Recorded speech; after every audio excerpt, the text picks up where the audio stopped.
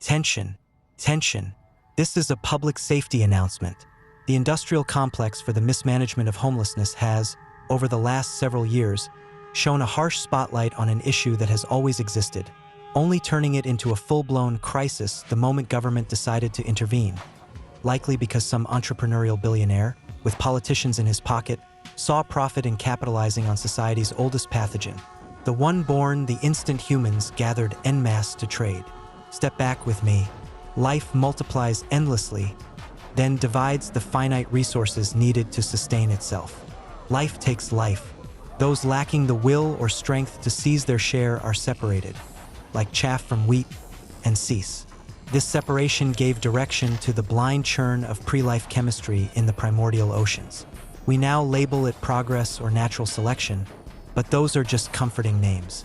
It is simply the persistent direction certain carbon clusters took amid the surrounding order we mistakenly call chaos, a direction that mimicked pattern without intent, an emergent simulation of life and selfhood. And we humans remain trapped in that first-order simulation, reflecting on our individual experience, then projecting sanitized versions of the self we see in the mirror until each of us becomes a microcosm of a greater simulacra. We have not evolved beyond this initial form. We are going nowhere, and deep down we know it. Why? Fear of the unknown, a collective trauma response that overrides curiosity and equates familiarity with safety. Some retreat entirely into the self, waking one day to loathe the stranger in the mirror. Others merely shrink their circles until once thriving communities clique up, abandoning cooperative exchange for xenophobia, fear-mongering, capitalism, obsessive authoritarianism.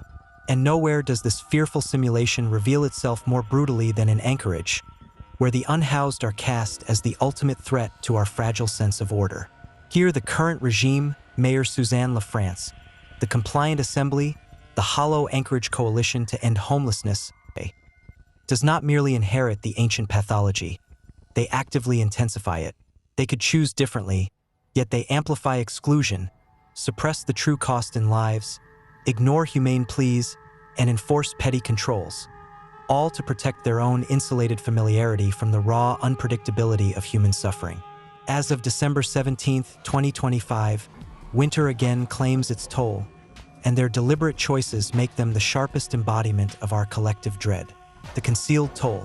In 2024, Anchorage recorded 50 outdoor deaths of unhoused people, non-suspicious losses of those without fixed addresses, according to the Anchorage Police Department's narrow criteria, echoed by local media, ADN, KTUU, Alaska Public Media. The count rose from 25 in 2022 to 52 in 2023, yet elicits no real alarm from City Hall. Early 2025 saw 3 deaths in January's first week. The full year's tally remains unreleased, conveniently delayed. The criteria themselves suppress the real scale. Suspicious cases linger unresolved, and deaths involving substances often slide into investigative limbo even when they occur outdoors. Drug paraphernalia appeared in nearly half of 2024 scenes. Narcan was used in at least 5, yet many evade the official count. Substance use disorder is precisely what disables most chronically unhoused people, making the clean tally of 50 implausible. Indoor deaths, nominal addresses masking homelessness, anything outside the rigid mold, all vanish. LaFrance's administration, the Assembly, and ANCHORAGE lean on this partial picture to claim progress while the full suffering stays hidden, preserving the comforting illusion that the problem is contained. Curfews, bans, and betrayed pleas. Shelter and housing programs, Next Step, micro-units, Home for Good, carry unadvertised curfews and strict rules that lock people out for arriving late or keeping pets, turning supposed refuge into another layer of control.